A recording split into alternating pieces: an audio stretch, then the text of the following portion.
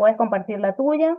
Voy, déjame compartirla. De verdad, bueno, agradecido por la invitación. Gracias por permitirme estar acá. Gracias por prestarme un ratico esta ventana que han generado ustedes con mucho labor, porque vengo desde hace años viendo crecer este trabajo, esta plataforma que han ido cultivando poco a poco. Y bueno, sé que eso es un trabajo hormiguita, porque esto no se hace de la noche a la mañana. Y bueno, el mejor ejemplo es hasta tratar de lidiar con un radiólogo intervencionista que estoy conectado, bueno, ahorita estoy aquí en mi consultorio, pero generalmente lo hago desde el angiógrafo y es un poco difícil el tema de horarios y todo, pero bueno, gracias por la invitación, Exai, de verdad que súper agradecido. Voy a compartir un segundo mi Gracias a ti presentación.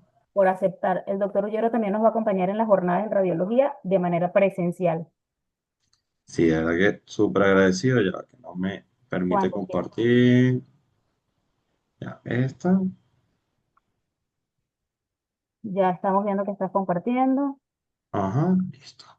Bueno, aquí es un poco la introducción del intervencionismo torácico. Yo, bueno, quiero hacerlo de la manera más sencilla posible. Quiero que eh, aquí, bueno, no tengo acceso ahorita a los chats, pero bueno, nada, quiero que vayan anotando cualquier duda que tengan, cualquier información que necesiten, estamos abiertos totalmente a responderlos. Y bueno, la meta hoy es que demos un salto y como siempre le digo a mis muchachos, a mis residentes y siempre le digo en las conferencias, quiero que sean me encanta la parte radiológica, quiero que sean buenos radiólogos, pero también quiero que piensen un poco más allá.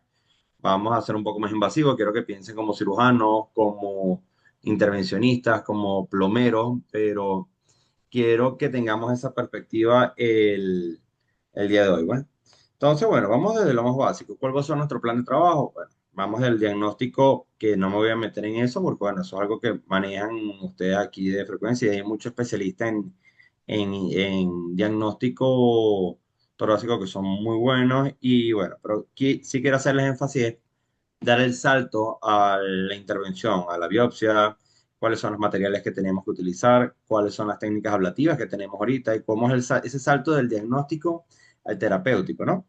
Y bueno, y incluyendo la parte de la selección del paciente. Bueno, la parte del diagnóstico de nódulo masa, no quiero perder tiempo en esto. Simplemente quiero que cambiemos el enfoque, aunque nos acerquemos mucho hoy en día con la descripción radiológica al, al diagnóstico de patologías tumorales, ya sean metastásicas o un primario, quiero que piensen en histología, porque eso es lo que necesitamos ahorita, imagen, en un mundo donde la oncología exige inmunistoquímica para todo, ¿no? Entonces, bueno, aquí vamos con lo más básico, que es la biopsia percutánea. Hay múltiples maneras de hacerla, desde guiadas por ecografía, o guiadas por tomografía. Mi sugerencia como intervencionista es, a pesar de que utilizo todos los métodos, el angiógrafo, el tomógrafo, el eco, incluso las adquisiciones por Convincity con el angiógrafo que están dando muy buenos resultados para biopsia. Sigo pensando que la mejor alternativa que tenemos es el tomógrafo, suena fácil, pero bueno, a veces contar con un tomógrafo es un lujo, pero bueno, es a lo que hay que apuntar y siempre tener la opción, ¿no? Entonces, bueno, una vez que tenemos lo básico que sería el tomógrafo, tenemos que coger nuestro material, ¿no?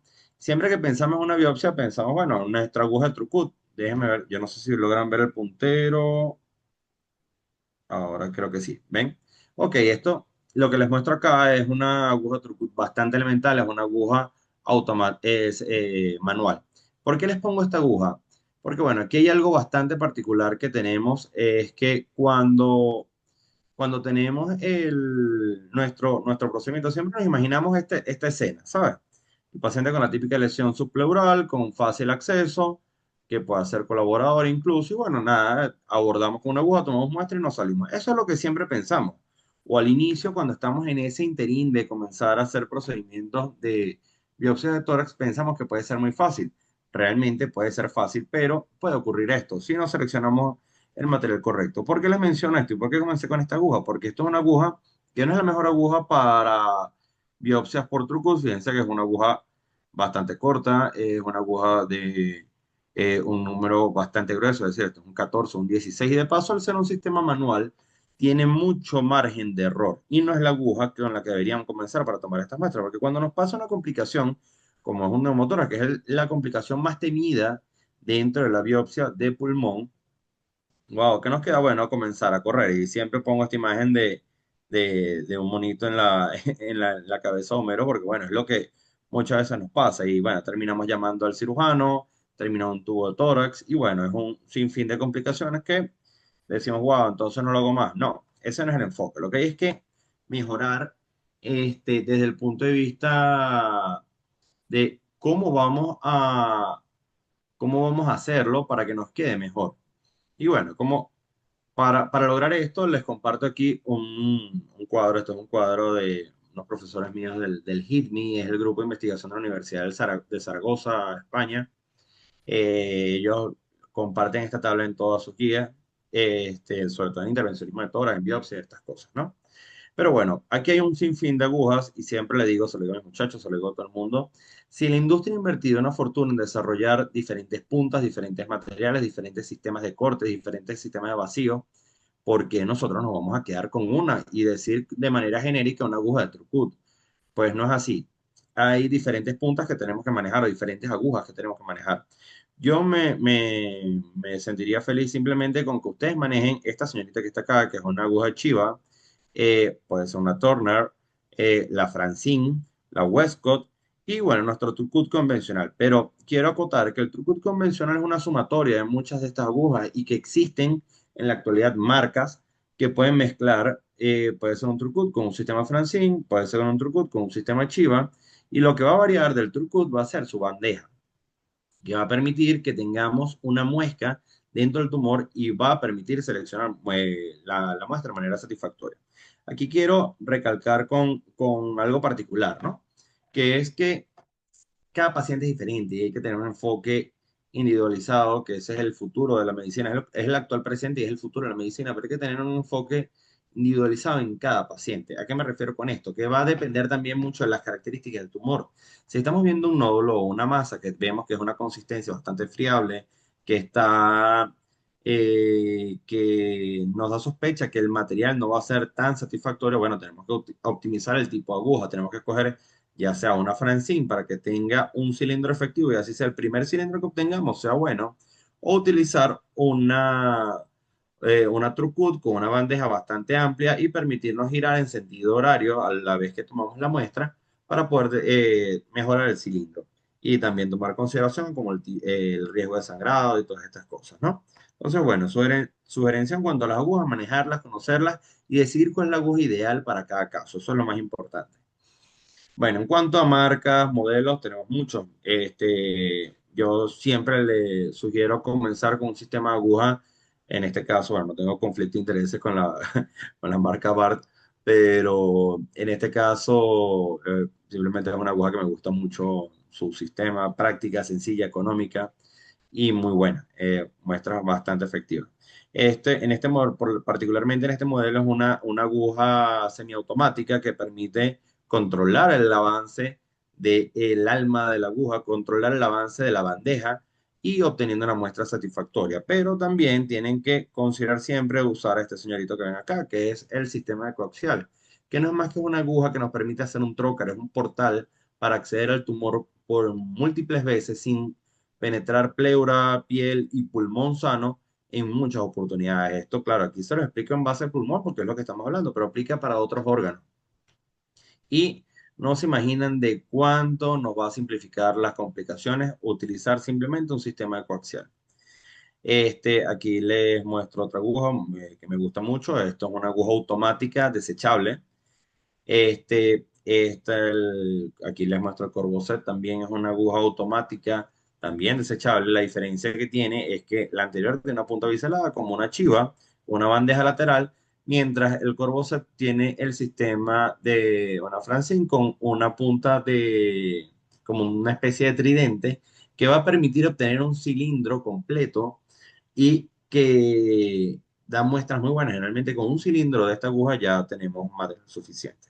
Y bueno, y aquí les comparto nuestra aguja convencional. Este es el caballito de batalla de nosotros, para los que no son de Venezuela.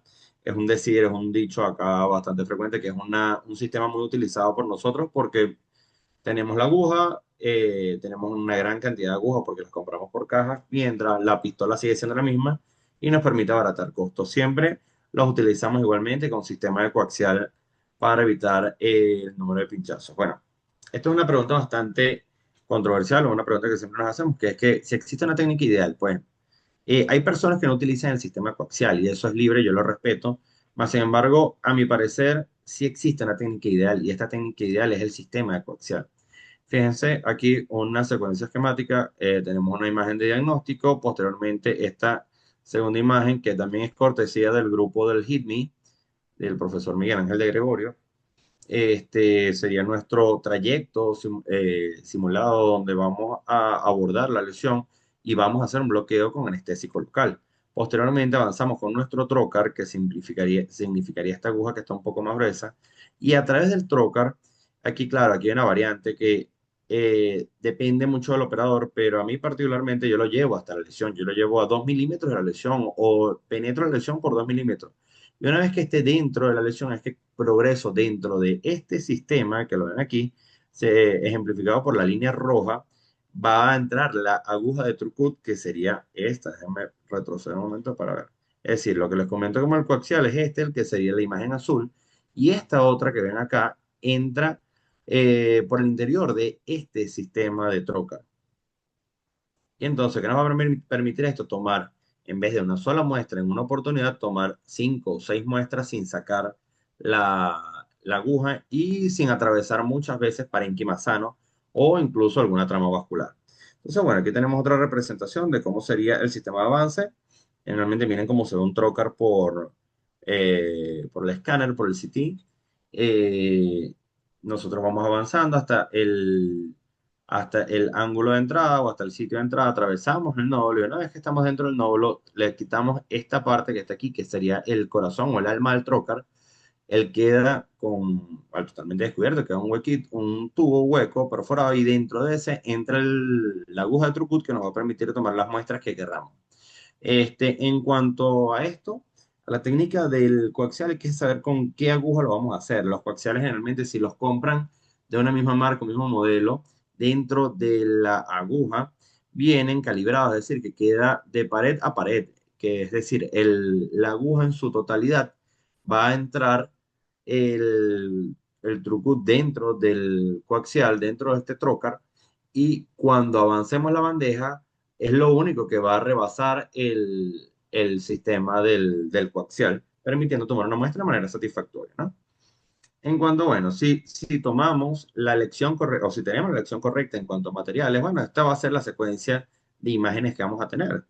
Fíjense que esta fue la imagen inicial, que se les extrapolé como una posible catástrofe, pero bueno, no, la historia real no fue esa. La historia real que lo hicimos con un sistema coaxial bastante seguro, una lesión subpleural sumamente seguro, que técnicamente no tenemos ninguna, o sea, no deberíamos tener ninguna complicación asociada, ¿no? Si hacemos un buen bloqueo anestésico, si manejamos bien la ansiedad del paciente, son procedimientos que hacemos. Yo particularmente los hago con anestesia local y con el paciente despierto, porque necesito que me colabore con la inspiración. Y bueno, así queda después de tomar la muestra. Miren cómo quedan múltiples muestras. En este caso, utilizamos la aguja coaxial, fue una 18, perdón, una 17 con un Trucut 18 en su interior. Y bueno, miren cómo quedan las muestras. Hay diferentes escuelas, hay quienes le ponen un poquito de contraste para asegurar y rellenar los espacios de donde tomamos la muestra con un poquito de contraste y o sea, a fines demostrativos más que todo. Yo lo dejo demostrado con aire y bueno, de verdad, tenemos una efectividad bastante alta en cuanto a nuestra toma de muestras. Y bueno, este es el ejemplo de un paciente feliz después de una muestra y claro, esto es una paciente solamente colaboradora, hoy en día es una paciente amiga y bueno, es un poquito de lo que pasa cuando se hacen las cosas bien, ¿no? Fíjense, aquí les comparto un poco el manejo de complicaciones. ¿Por qué? Porque siempre el temor es lo primero que les mostré. Nuestro miedo más grande es el neumotórax. Y ojo, y es correcto tenerle miedo. ¿Y por qué ocurre el neumotórax? Bueno, así como les dije inicialmente, podemos utilizar material equivocado, puede ser, pero así también utilizando el material correcto puede ocurrir el neumotórax. Entonces, si tenemos en consideración que es una complicación presente, es una complicación factible, ¿cuál va a ser la solución real? Bueno, o la evitamos o manejamos la complicación. Y eso es algo que tenemos que tener siempre claro cada vez que hacemos un procedimiento intervencionista, porque ese es el éxito del cirujano, saber manejar también la complicación. Y al ser intervencionistas tenemos un poquito de cirujano, tenemos un toque bastante de cirujano. Entonces, bueno, les muestro aquí, básicamente tenemos que manejar desde catéteres de drenaje para densidad para contenidos líquidos, para drenaje de aire. Hay una particularidad y hay un sistema que nos ayuda muchísimo, que es esto acá, que es una válvula de Helmich, que se las presento para que la conozcan. Nos permite desde hacer conexiones con un catéter pigtail para drenar un neumotórax y lo conectamos a la válvula de Helmich y nos va a permitir que funciona como una trampa de agua y vamos a resolver nuestro neumotórax, expandimos al paciente y podemos seguir con el procedimiento. Asimismo, como en la actualidad hay múltiples tubos de tórax que son 100% percutáneos, que van desde altos o bajos frenchajes y que son diseñados para utilizarse a través para abordajes por tomografía. O, sí, sobre todo por las salas de tomografía o quienes tengan una sala híbrida en sus quirófanos también es bienvenido. Lo importante es que sepan manejar este tipo de catéteres o tubos. Generalmente funcionan al mismo principio de un pigtail, por lo menos en estos casos, estos dos primeros. Y bueno, y estos sí tienen el mismo sistema de un tubo de tórax con sus múltiples fenestras y los insertamos de la misma manera en la técnica convencional. La diferencia es que no tenemos que hacer una exposición porque su transición es al igual como todos los materiales de intervencionismo, han sido pensados para progresar de manera segura a través de los distintos planos del cuerpo, ya sea piel, plano muscular, pleura, y hacer una entrada transicional sin generar un daño colateral. Y simplemente manejar la complicación y así no seremos Homero corriendo cuando pasa la complicación. Bueno, aquí esto es simplemente la introducción al mundo de las biopsias, que es un mundo que a mí me encanta y mi idea al día de hoy es que se enamoren un poco de esto, ¿no? Pero también tenemos que tomar en cuenta que el intervencionismo o la radiología intervencionista ha tomado un papel súper importante o sumamente crucial a nivel actual, donde incluso la Sociedad Europea de Oncología nos menciona con nuestras técnicas de entrada, así como funciona. Esta es una tabla, un algoritmo de trabajo en cuanto a lesiones hepáticas, pero también funcionan para la parte pulmonar. ¿A qué me refiero con esto? Porque tenemos aquí los tratamientos locales. Los tratamientos locales que son, tenemos técnicas térmicas y no térmicas. ¿En qué se va a basar una técnica ablativa? Ya se los voy a mostrar más adelante, pero quiero que recuerden estos nombres: radiofrecuencia, microondas, la crioablación, y también tenemos las que no son térmicas, sino que es una sumatoria de ambas, como la electroporación irreversible y bueno, la braquiterapia, que no, por lo menos en Venezuela, no es un campo que nosotros manejamos directamente. Y los lóricos regionales que siguen siendo endovasculares, pero eso es otra cosa. Pero esta tabla que está recalcada aquí en azul, o esta imagen que está recalcada aquí en la línea punteada azul, es de súper utilidad en la parte pulmonar, ¿no? Bueno, ¿cómo funcionan las técnicas ablativas? Se las menciono aquí un poco. Vamos a arrancar con esta que les muestro aquí abajo. Fíjense que es simular, es un sistema de una aguja telescopada que va a entrar al centro de la lesión y va a generar un efecto térmico. En este caso vamos a utilizar térmico. Y la que les estoy mostrando aquí es una crio, es una técnica de crioablación, así como prueban el sistema de enfriamiento de la misma y cómo va a ser la bola de hielo que ella va a generar. Y entonces vamos a generar una lisis tumoral a través de un efecto térmico. En este caso lo vamos a hacer a través del frío. Eh, si bien esto es un mundo, esto es algo que, bueno, todos los días va creciendo, se va modificando, pero bueno, ya cada vez tiene una utilidad mayor la parte de la crío. ¿Qué particularidad tienen estas técnicas ablativas? Que tienen ciertas diferencias. Bueno, la más radical es que una genera frío y la otra es calor, ¿no? Dentro de estas térmicas. Y es una diferencia bastante grande, pero nos va a importar sobre todo sobre los órganos que tengamos cercanos. Y por eso quiero que se lleven esta gran diferencia, porque la crioterapia es parte del presente actualmente y es una técnica muy segura, es rápida, es efectiva, no tiene una limitación en cuanto a locación porque el efecto térmico de la zona cero, eso cuando tengamos otra oportunidad de otro webinar y la ampliamos solo de técnicas ablativas, les explicaré un poquito más sobre eso. Nos permite un rango de seguridad mayor que la zona térmica en el calor generado por el microwave o la radiofrecuencia. Entonces, bueno, aquí les muestro un poquito. Estas que están de este lado son generadas en base a calor. Igual siguen siendo técnicas ablativas. La que tenemos aquí arriba es una técnica multipolar por radiofrecuencia y la de aquí abajo es una microondas. Fíjense que cuál es la diferencia. Bueno, básicamente son el mismo sistema de aguja.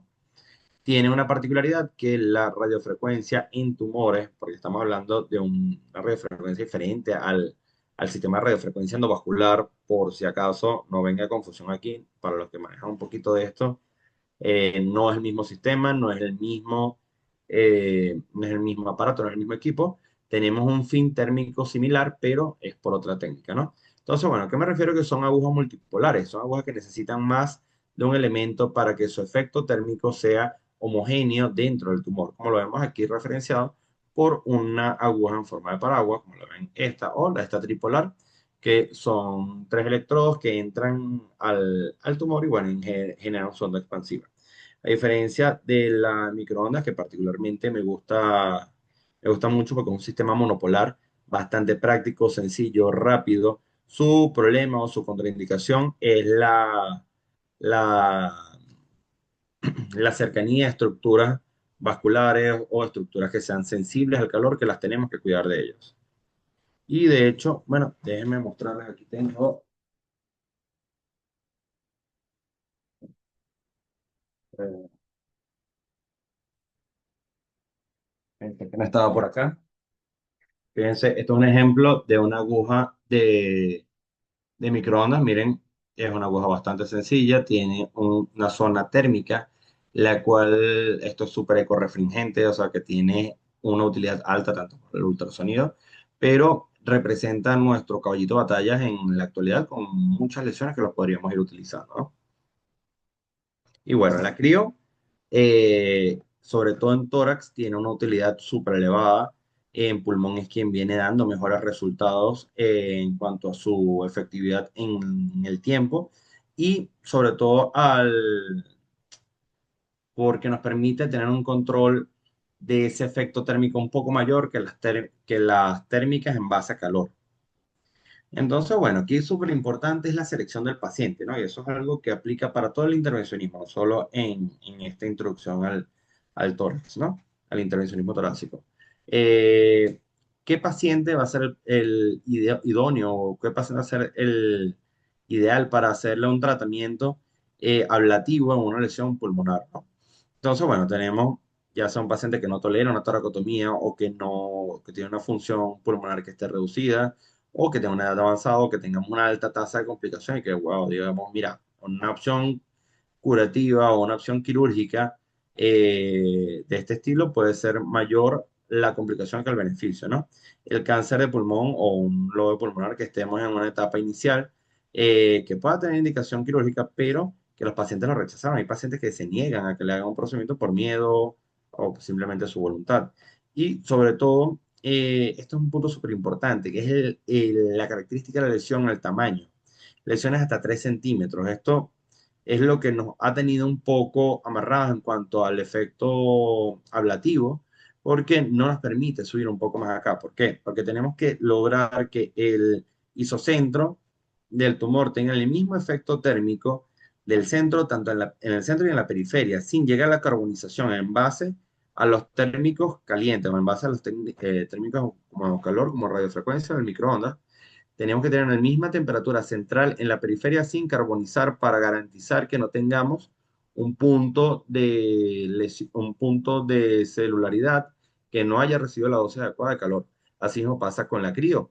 El punto -20 o el punto de acción térmica ideal debería estar homogénea tanto en el centro como en la periferia para que logramos hacer una análisis del, de la célula tumoral. Entonces, bueno, también hay que siempre recordar qué paciente vamos a excluir. El paciente con disfunción pulmonar grave, con un volumen de ventilación menor de 39 o un mal estado general o un sangrado activo, que eso es otra cosa que bueno, lamentablemente representa una contraindicación para nuestro procedimiento. Mira, esto es algo bastante controversial porque aquí yo siempre lo comparo con preferencia de marcas de autos o cualquier otra cosa. ¿Cuál es nuestra mejor técnica? Mira, básicamente la que tengamos a la mano, ¿no? Y la otra cosa, en tal caso, que nosotros nos permitamos poder escoger, porque tenemos el abanico completo de posibilidades, bueno, vamos a ver con cuál nos quedamos. Fíjense, si tenemos si lo exponemos esto en cuanto a tiempo, años de desarrollo y la frecuencia el uso en la actualidad, tenemos que la radiofrecuencia es la que tiene más tiempo de desarrollo, ha sido una técnica muy estudiada, muy segura, muy efectiva. El costo es bastante reducido, bastante utilizado en la actualidad, pero tenemos un problema, sobre todo en pulmón, con este sistema, que es que representa un sistema multipolar. Y al ser varias agujas, en la mayoría de los casos, aunque las marcas han ido optimizando y llevándolo a una aguja inicial, wow, seguimos todavía con necesidad de ese extra o ese plus de las otras agujas para homogeneizar el campo térmico, el efecto térmico. El microwave representa una técnica sumamente rápida, que es un punto a favor para el tema del pulmón. El tiempo o años de experiencia es menor que la radiofrecuencia, pero sin embargo es una técnica que ha venido en escalada y siempre se ha venido utilizando. El costo es un costo intermedio, un costo mayor al de la radiofrecuencia, sin embargo, sigue siendo más económico que una cirugía convencional. Si le pusiéramos un costo efectivo al acto quirúrgico, ya sea en hospital o en centro privado, ¿no? Es igual muy utilizado, sin embargo, la radiofrecuencia sigue siendo más utilizado. Cada vez se han ido equiparando, ¿no? Y la crioblación, una técnica que a mí me encanta, me gusta muchísimo, es un poquito más lento su efecto de acción en cuanto al tiempo de procedimiento. Los años de experiencia más o menos va similar con la microondas. El costo es mucho mayor. De hecho, el problema que tenemos aquí es con el sistema de enfriamiento. Es lo que nos encarece este sistema y bueno, es lo que nos representa a veces un punto en contra, en contra. Y bueno, básicamente la diferencia entre ellas, bueno, como les comenté anteriormente, el crío es en base a frío, las otras son en base a calor, y la electroporación irreversible no está contemplada con alto uso a nivel del tórax, por lo menos no está en un estudio que esté dentro de las guías de elección 1A. Eh, pero claro, representa una técnica ablativa que va cada vez en crecimiento y bueno, se lo quería mencionar para que se la lleven. Aquí un poco de cómo funcionan estos sistemas. Uno selecciona en base a las características del nódulo, escogemos la antena. La antena es la aguja que les mostré.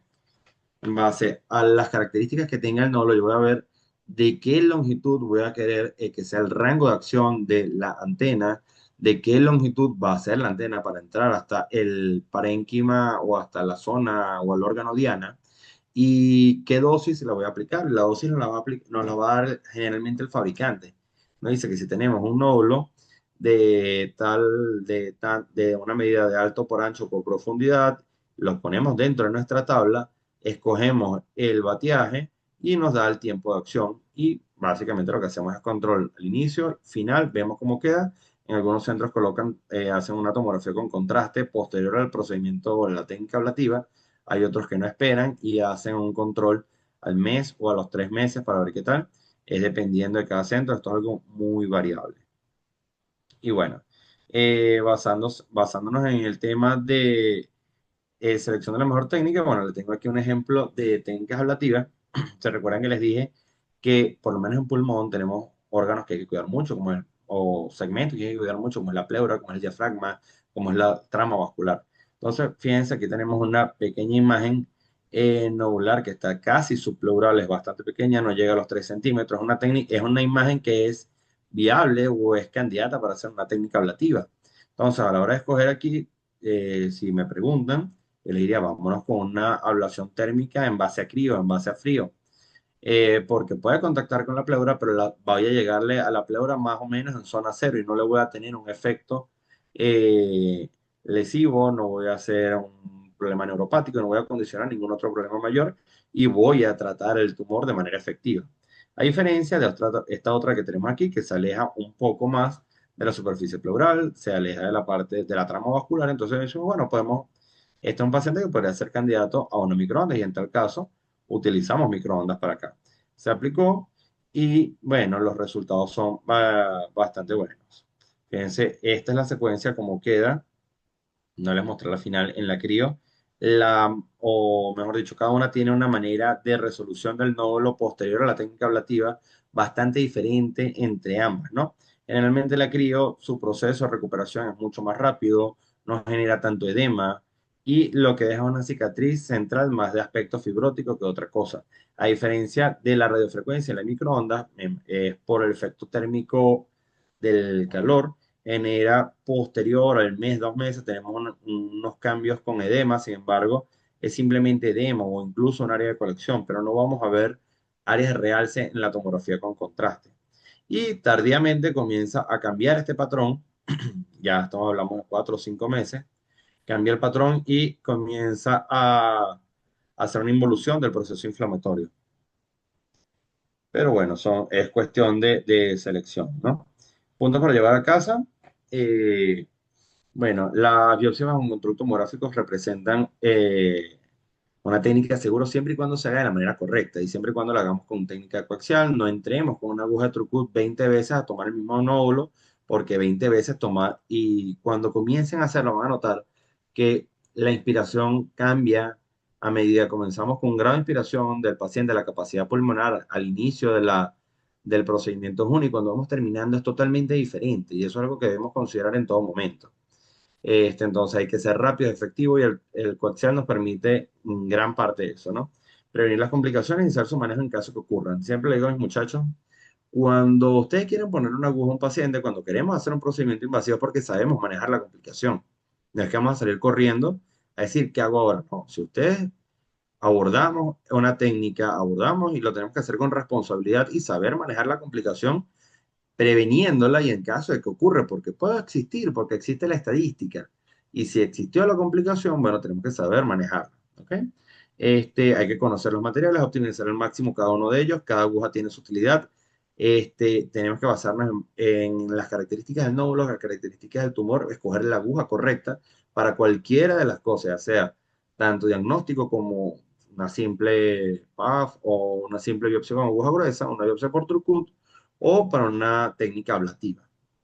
La tecnología es cambiante, tenemos que actualizarnos constantemente, hay que estar cerca de personal con experiencia, no se trata de probar o comenzar a probar con personas y ir a la aleatoriedad, sino que bueno, estar con quienes lo han hecho o en centros que tengan volumen en cuanto a procedimientos invasivos para formarse.